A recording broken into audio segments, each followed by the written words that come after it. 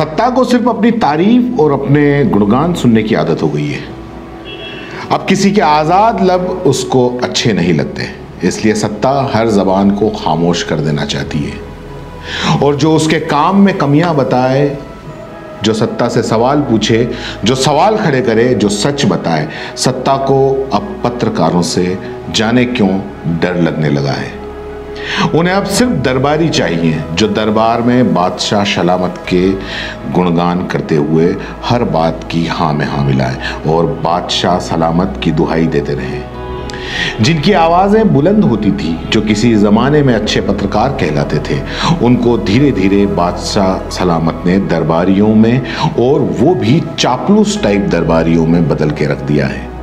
अब बादशाह सलामत की शान में अगर कोई गुस्ताखी करे, ज़रा भी सवाल उठाए, एक भी बादशाह सलामत के बारे में अगर कोई कुछ कहे, तो बादशाह सलामत के एक इशारे पर उस आवाज़ उठाने वाले को बादशाह सलामत के सैनिकों यानी कि पुलिस द्वारा उठा लिया जाता है, नेस्तो नाबूद कर दिया जाता है और फिर दुहाई दी जाती है लोकतंत्र की, खुद बादशाह सलामत द्वारा।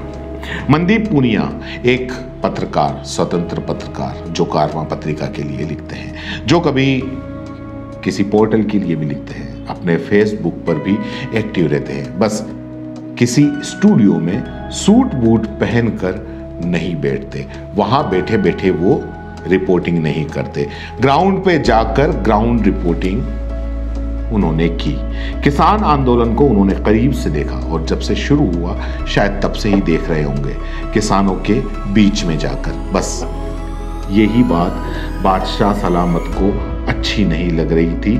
शायद इनके जैसे कई स्वतंत्र पत्रकार, मनदीप जैसे कई स्वतंत्र पत्रकार, वो पोर्टल के लिए, यूट्यूब के लिए आखिर क्यों लिख रहे हैं और क्यों सच दिखा रहे हैं। किसानों की आवाज़ों को किस तरह से दबाया जा रहा है, उनके आंदोलनों को किस तरह से कुचलने की तैयारी की जा रही है, इसके बारे में ज़्यादा बोलने या ज़्यादा बताने की ज़रूरत नहीं है। अगर आप मेरी ये खबर देख रहे हैं और अगर आपने मुझे यहाँ तक सुना है, तो आपको बाकी भी सब कुछ पता होगा। अभी हाल ही में गाजीपुर बॉर्डर पर क्या हुआ, राकेश टिकैत वाला मामला आपको पता ही है। उसके बाद अगले 2 दिनों में संधू बॉर्डर पर भी यही कुछ ऐसा कांड हुआ।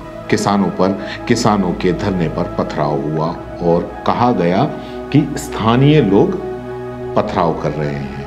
मेन स्ट्रीम मीडिया ने वैसा ही दिखाया और वो ही बोला जैसी उनको स्क्रिप्ट दी गई थी बादशाह सलामत के द्वारा। उन्होंने ग्राउंड पर क्या हुआ, कैसे हुआ, क्यों उकसाया, ऐसा कुछ भी नहीं बताया। बस जो स्क्रिप्ट उनके आकाओं ने भेज दी वैसी चला दी। लेकिन मनदीप पूनिया और उनके जैसे पत्रकारों ने, जो ग्राउंड पर मौजूद थे, उन्होंने आंखों देखा हाल सबके सामने रख दिया।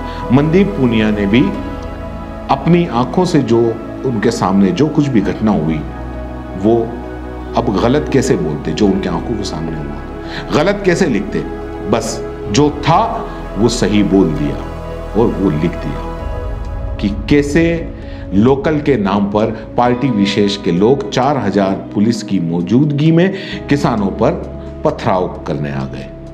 और मनदीप से ये सच बोलना उनका गुनाह हो गया। मनदीप को रात को ही दिल्ली पुलिस ने उठा लिया। 9 घंटे तक तो पता ही नहीं चला कि मनदीप और उसका एक और साथी पत्रकार कहाँ गए, उनको कहाँ ले गए। जब काफ़ी पत्रकारों ने विरोध किया तो पता चला कि पुलिस ने गिरफ्तार किया है और अगले दिन उनको 14 दिन के लिए हिरासत में भेज दिया, तिहाड़ जेल। जमाने भर के पुलिस ने केस लगा दिए। ट्विटर पर शनिवार की शाम से रविवार तक मनदीप ट्रेंड करता रहा। पत्रकार सवाल पूछते रहे दिल्ली पुलिस से और दिल्ली पुलिस खुद को बचाती रही। आखिर कितने मनदीप पूनिया गिरफ्तार करोगे हुजूर? जितना दबाओगे सर उतने उठेंगे।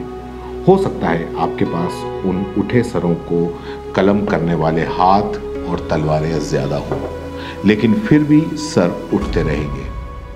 अब देखना है कि जोर कितना बाजुए कातिल में है। मनदीप पुनिया फिलहाल जेल में है, 14 दिन की हिरासत में है। उन्हें जेल भेज दिया गया है। गुनाह उनका यही था, उन्होंने वो सच बता दिया जो बादशाह सलामत को पसंद नहीं आया और शायद कभी पसंद भी नहीं आएगा ऐसा सच। लेकिन ऐसे सच लिखने वालों को कितना रोकोगे? एक मनदीप पुनिया गिरफ्तार करोगे, 100 नए पैदा हो जाएंगे। अगर आप YouTube पर देख रहे हैं तो CBC न्यूज़ वायर का चैनल सब्सक्राइब करिए, पास में दिख रहे बेल आइकन को भी दबाइए,